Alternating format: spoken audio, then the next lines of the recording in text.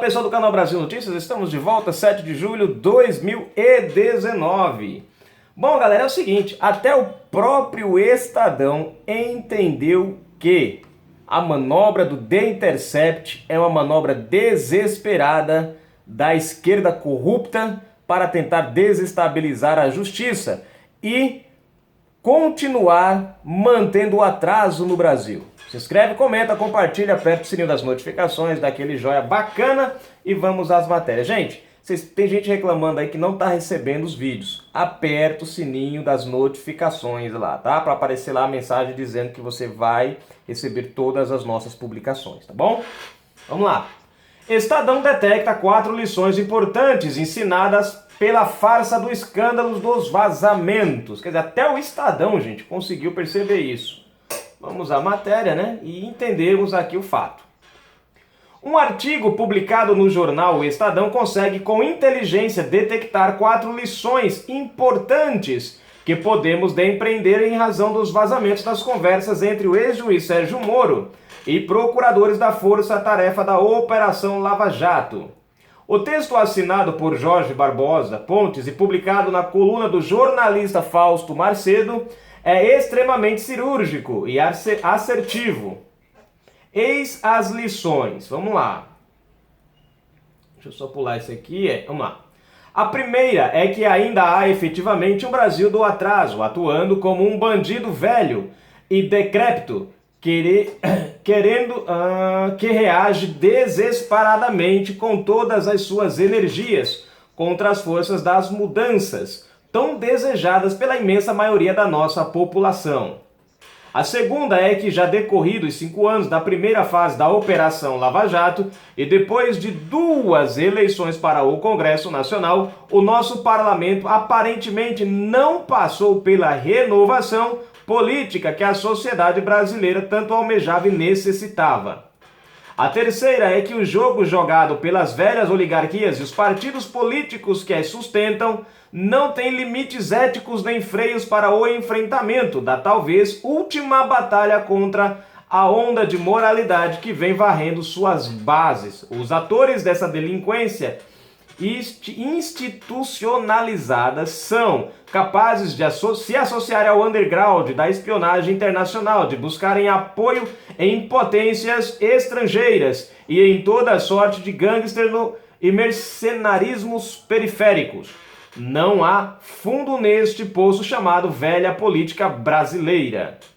A quarta e mais triste de todas é que alguns ministros do Supremo Tribunal Federal parecem estar dispostos a concorrer para que essas forças do atraso prevaleçam. Aparentemente não conseguem se livrar da influência daquelas lideranças políticas que os indicaram para suas respectivas cadeiras. De qualquer forma, a conclusão do articulista é alvissareira. Nomezinho ruim de falar. Alvissareira, no sentido de que nunca estivemos tão perto de começar um processo eficaz para a desconstrução do edifício do crime institucionalizado que é capitaneado por grande parte dessa elite política anacrônica e que a presença de Sérgio Moro no Ministério da Justiça e Segurança Pública será instrumental para que tal processo avance. Perfeito, encerra aqui, tá? Gente, é o seguinte, veja só, aqui nós temos 4 pontos interessantíssimos, né? Que foram colocados pelo jornalista do Estadão, né? Vocês veem, quando o próprio Estadão, né, vem tomar ciência disso, né? Vem, entre aspas, defender o ministro Moro nesse sentido, infelizmente, né, a coisa tá feia. Então, ó, a primeira aqui fala o seguinte, ó, a primeira é que ainda há efetivamente um Brasil do atraso, atuando como um bandido velho e decrépito. Né? Aqui nessa primeira aqui a gente pode entender o seguinte. Veja só, a gente pode entender o seguinte. Que ainda existe um resquício, né, daquela galera de antigamente. Né? Existem muitas pessoas que foram beneficiadas, né, pelo tempo de corrupção do PT. E até de um pouquinho antes, que a corrupção já vem há muito tempo, né? Olha, vocês prestem atenção, desde que o Brasil passou para a democracia, desde que o brasileiro passou a votar em presidentes, acabou o regime militar, o Brasil foi entrando numa onda de corrupção. Você não tem um político envolvido em corrupção. Você não tem vamos dizer assim, você não tem um presidente desde 1988 que não está envolvido em algum tipo de corrupção. O único, até o presente momento, e vocês podem dizer que, né, tem gente que vai dizer que não, mas a história não mente, como a própria esquerda costuma dizer, né, só que ela usa fatos distorcidos, né, para enganar o povo, mas a verdade é uma só. Não se muda isso. O único presidente hoje do Brasil que você pode dizer que não tem envolvimento com corrupção é o Bolsonaro. Isso é fato, gente. Pode bater as pernas, pode chorar, pode fazer o que quiser aí, engolir a seco, não interessa. Tem ataque do coracisco, não tem. Não se preocupe. É em vão. É lutar contra a verdade. É a mesma coisa de eu dizer que esse meu notebook é uma televisão de 40 polegadas. Não é. Não adianta eu dizer que não é, mas eu posso morrer dizendo que é. Mas o fato é que ele é um notebook, não vai adiantar, não vai mudar o fato. Isso aqui não muda, não tem pra onde correr. E aí o que acontece? Né? Você pega, Collor foi impeachmentado. Ah, mas Collor foi inocentado depois. Bom, foi inocentado por quem, cara pálida? Muitas vezes a gente escuta da esquerda a seguinte frase. Ah, porque o processo da Gleisi Hoffmann foi arquivado pelo STF. Quem são os caras do STF? Indicados por quem? Você pega, por exemplo, agora o ministro do TCU cobrando o COAF. Explicações do COAF. Vai ver quem é esse cara, como é que ele foi parar lá. Você vai achar uma ligação com a esquerda. Não tem pra onde correr. Você viu 30 juízes pedindo a expulsão do Moro. Os 30 ligados ao PT. Vocês conseguem raciocinar? Então, por isso que Collor, anos depois, foi inocentado. Corrupto que julga corrupto, óbvio, meu irmão, acaba livre. Favor trocado. Corrupção trocada não dói. Né? Tivemos aí o Fernando Henrique. Acho que só o Itamar que entrou lá no lugar do Collor, né? Que acho que não teve, né, envolvimento com corrupção. Pelo menos até agora eu não vi falar o nome dele. O Fernando Henrique Cardoso, já o nome dele apareceu por aí. Apareceu. Lula, bom, esse dispensa comentários, né? Esse por si só a barba fala. Né? Deve ter escondido. Uns esconderam na cueca, ele escondeu na barba. Dilma Rousseff, então, gente, acabou, nem vamos entrar no mérito. Michel Temer, esse daí já foi até preso, né? E solto. Agora, o único até o presente momento, né, que ninguém pode chamar de corrupto é o Bolsonaro. Esse é o único que até o presente momento os caras não podem chamá-lo, não sei daqui pra frente. Não sei daqui pra frente, mas até esse momento que nós estamos aqui é o único que não pode ser chamado de corrupto, né? Porque chamar o Bolsonaro de corrupto é praticamente, né, bom, absurdo. Né? O Bolsonaro tem lá os defeitos dele, claro. Mas enfim, então nós vivemos ainda, gente, um período que existe muita gente dessa velha galera aí que, né, do país do atraso. Você tem aí políticos, por exemplo, que defendem esse negócio da igualdade. Igualdade não é bom, igualdade é uma maravilha, seria bom. Seria bom se também os políticos que defendem isso tivessem a mesma igualdade dos brasileiros, que eles tanto querem dar essa igualdade. Você pega a Marina Silva, você pega a Cátia Abreu, você pega um monte deles aí, eles falam em igualdade. A Jandira Fegali. Agora, qual é a igualdade deles? Todo mundo igualmente pobre e os políticos igualmente ricos. Os pobres igualmente trabalhando para o Estado e os ricos igualmente, os políticos igualmente vivendo do trabalho igualmente dos pobres. É isso a igualdade deles. Me mostre qual país comunista, socialista, aonde o povo vive bem e tem boa renda e os seus dirigentes, né, os seus ditadores, ou seja, são no mesmo nível do povo? Não tem, gente. Geralmente é o povo se sacrificando e os ditadores gastando dinheiro. Então, esse é o primeiro. Então, existe muita gente desse tempo ainda, do atraso, que não quer ver o Brasil para frente, que não quer ver o Brasil fazendo negócio com a Europa, que não quer ver o Brasil fazendo negócio com os Estados Unidos, quer ver o Brasil fazendo negócio com Venezuela para ver se desquebra a Venezuela, quer ver o Brasil fazendo negócio com Cuba para ver se Cuba se recupera, né? Cuba já está entrando numa crise de alimento lá, né? Vocês viram que a Venezuela começou dessa mesma maneira. Começou a faltar alimento, daqui a pouco faltou matéria-prima, agora falta vergonha na cara e decência do Maduro de entregar o poder e deixar o povo se restituir. Até isso faltou. E Cuba está entrando nessa. Então, a galera vivia nesse pensamento. Nós podíamos ser um país muito mais avançado tecnologicamente se nós tivéssemos resolvido esse problema com a UE há muito tempo. Hoje somos um país atrasado, economicamente, tecnologicamente, enfim, outras coisas mais. Por quê? Porque ficaram 20 anos mantendo ali aquela coisa, empurra com a barriga, o Brasil não andou para frente. Vamos para o segundo ponto. A segunda, deixa eu ver, já decorridos 5 anos da primeira fase da Operação Lava Jato e depois de 2 eleições para o Congresso Nacional, o nosso parlamento aparentemente não passou pela renovação política. Pronto, outro ponto. Que é o que de vez em quando eu toco nesse assunto aqui. Primeiro ponto é que existe as pessoas do atraso no país ainda. Existem pessoas do atraso que não querem que o Brasil vá adiante. Né? E isso está denotado aí, Gleisi Hoffmann e outros aí que, né, são contra o progresso do país. O outro ponto aqui interessante é a questão política. Fizemos uma mudança? Fizemos, gente. Não vamos dizer que não fizemos, porque não fizemos. Muito político novo entrou. O problema é que a gente deixou uma grande maioria de políticos antigos.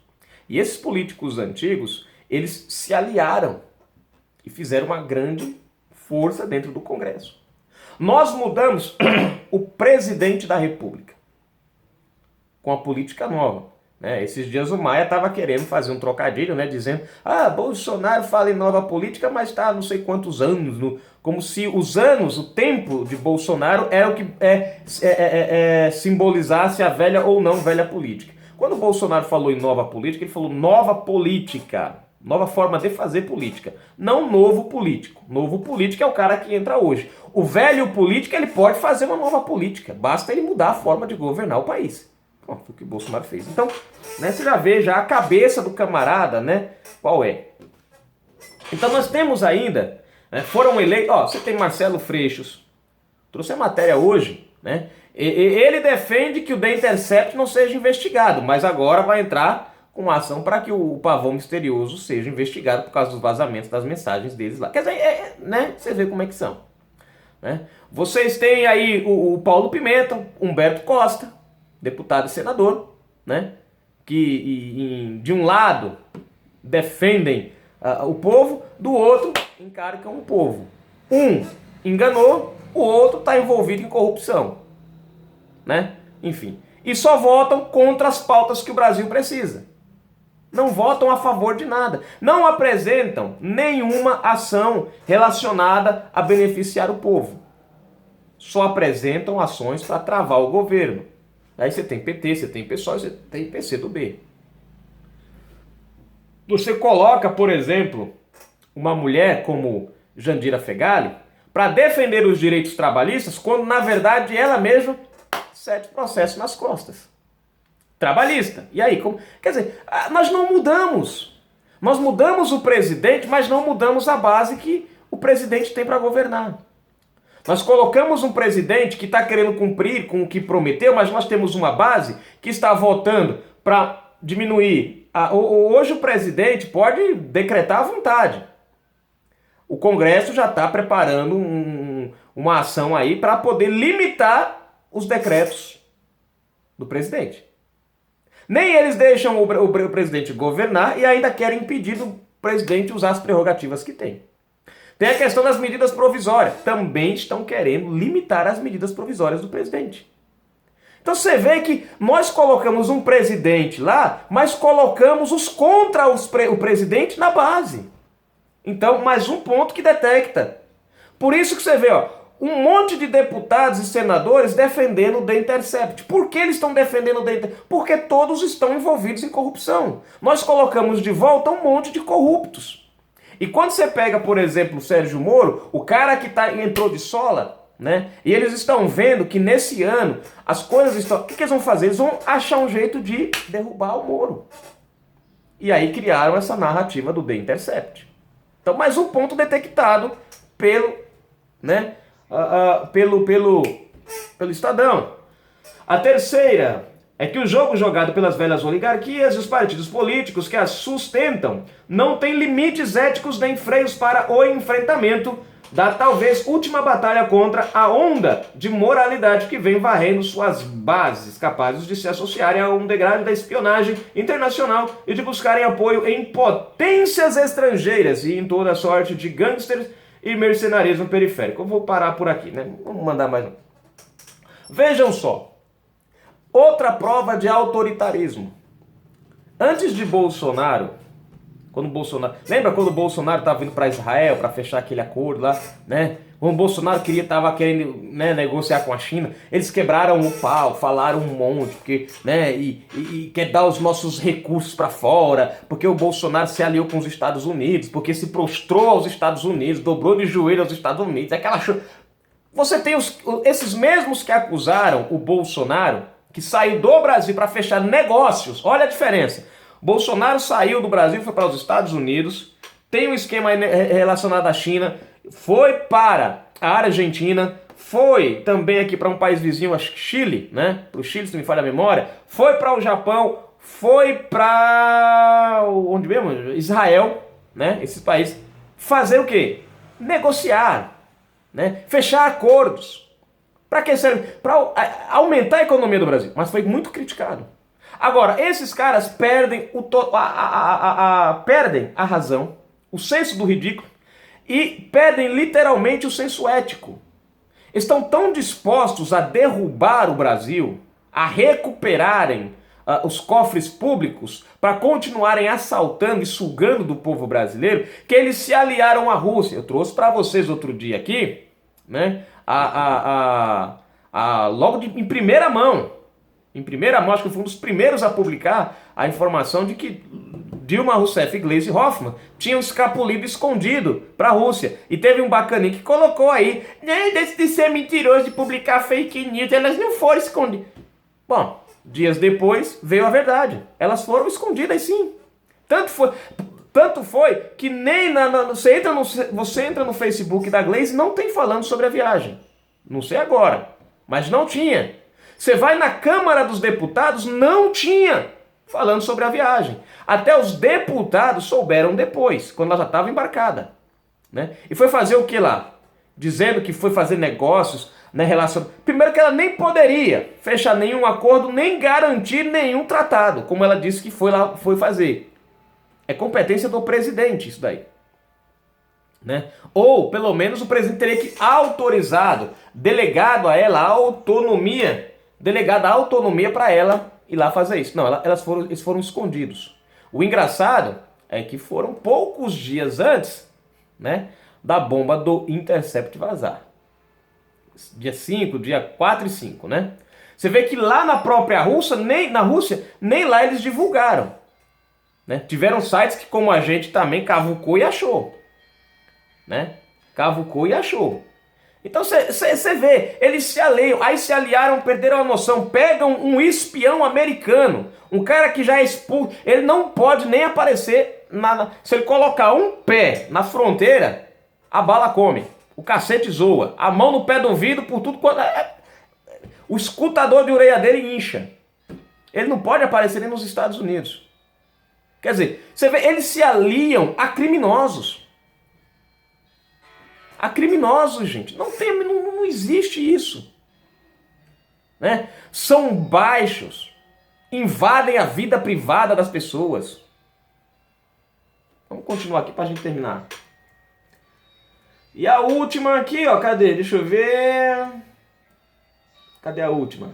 Deixa eu voltar aqui para pegar, que eu pulei aqui. A quarta e mais triste de todas é que alguns ministros do Supremo Tribunal Federal parecem estar dispostos a concorrer para que essas... Bom, entre outras palavras, nós temos um judiciário aparelhado. Nós temos um ministro do Tribunal de Contas, do TCU, pedindo explicações ao COAF, porque o COAF estava investigando o Glenn. Nós temos o Conselho da OAB, nós temos a OAB interpelando a PF e o COAF porque da investigação.